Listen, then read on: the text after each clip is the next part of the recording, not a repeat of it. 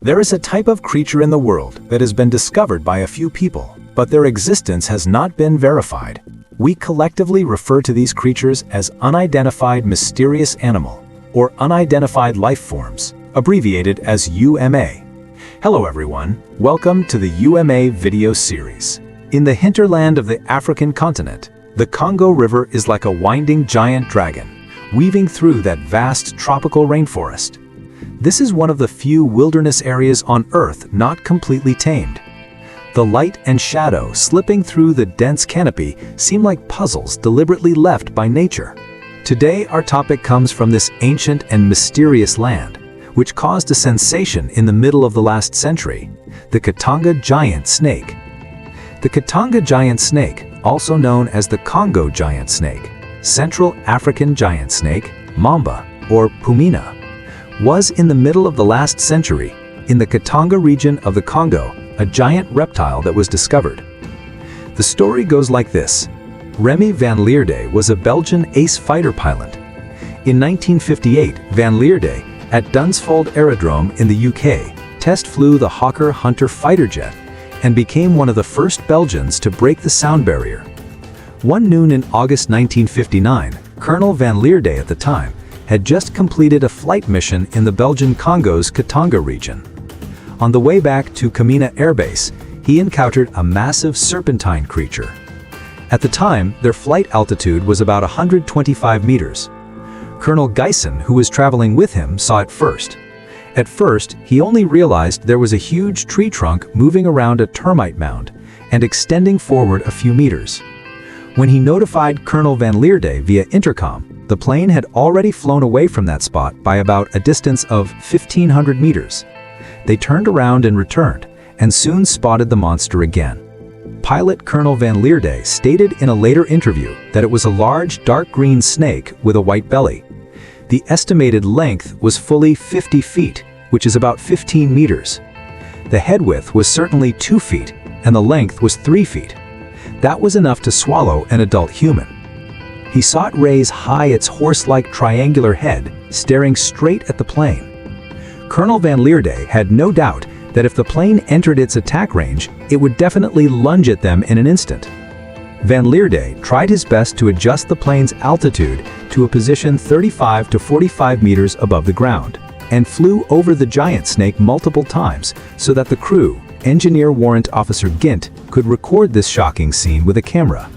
Finally, they successfully obtained this photo. Due to issues with the plane's fuel level, they did not have enough time to take a second photo.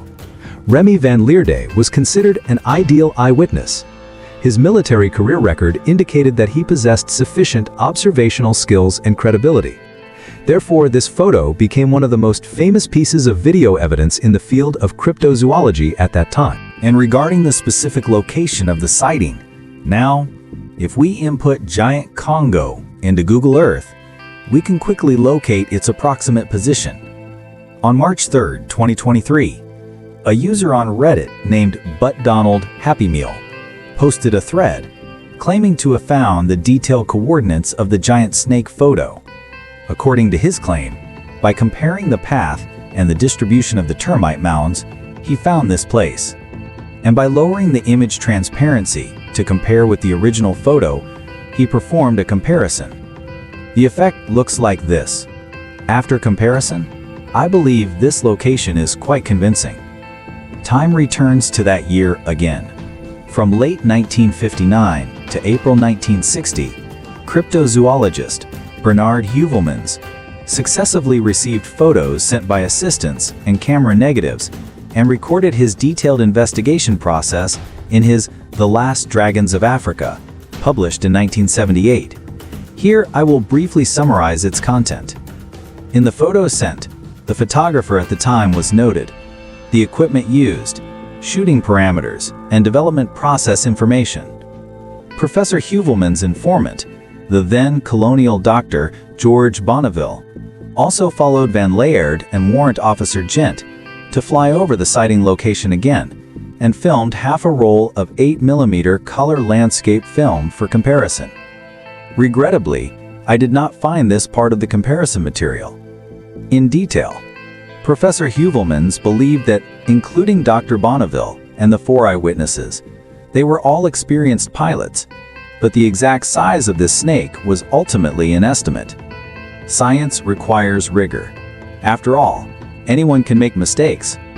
To avoid bias in interpretation, Professor Heuvelmans entrusted the task of identification to a Belgian zoologist who was also a photography expert, Ray Catafos. The latter stated that using the height of the termite mounds on the ground as a reference was obviously inappropriate, because they come in different sizes with significant differences. The most reasonable method was still to measure the snake's body in the image. Considering the aircraft's altitude, roughly estimated at 40 meters, or even reaching between 45 to 50 meters, plus the issue of the camera angle, one could estimate the snake's length to be approximately around 12 to 14 meters, and the width between 43 and 47 centimeters. In short, the estimates of the 4 eyewitnesses were very accurate, but the head width could only be roughly estimated at around 80 centimeters, because a part of the snake was raised upright, and the movement of the head made that part of the photo appear blurry. In 1962, American writer Charles Hapgood, in a letter sent to USAF Colonel Lorenzo Burrows, stated that cryptozoologist Professor Ivan Sanderson also obtained this original photo during that period and subjected it to multiple enlargements and comparisons. The latter stated that judging from the photo, it is almost certain that the upper right 1/3 is covered by large vegetation and trees, while the 2 black spots in the upper left corner are obviously shadows formed by termite mounds. The photo was taken from a very high altitude, because there cannot be termite mounds the size of an inch. This means the snake could exceed 200 feet, which is 61 meters. And the Camina region has numerous reports regarding giant lizards, and even extinct biological skeletons have been found. If the authenticity of this photo can be proven, that would certainly be a major discovery. It can be seen that Professor Ivan Sanderson's estimation differs greatly from the description of the eyewitnesses. The reason the Katanga Giant Snake attracts attention is because its body size has already exceeded our cognition. We know that even for the currently known longest snake species existing in the world, the reticulated python of Southeast Asia, its maximum length record is only about 10 meters, while the Katanga Giant Snake, even with the most conservative estimated body length, reaches 15 meters. This length makes one suspect whether there is an ancient species of giant snake still living in that deep rainforest, such as the Gigantophis. Gigantophis is an extinct species of large python.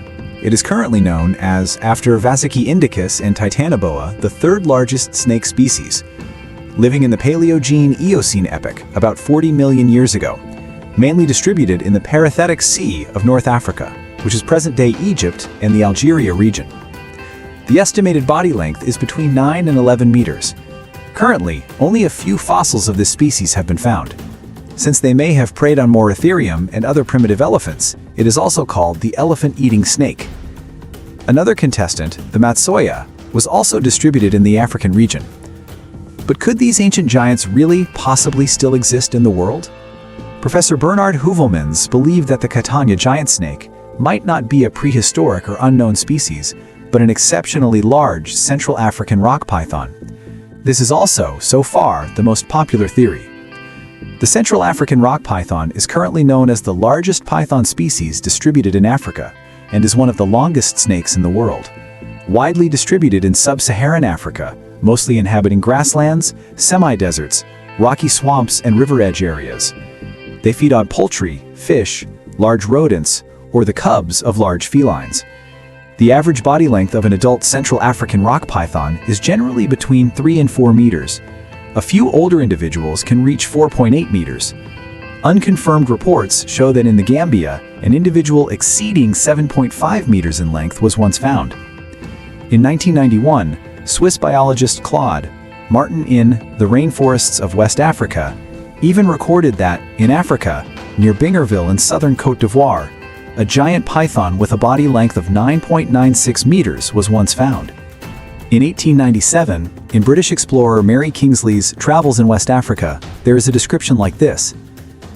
The missionaries in Calabar assured me that a python was brought to Creektown. Its length filled the entire corridor of the Creektown church. I have no doubt it must have exceeded 40 feet.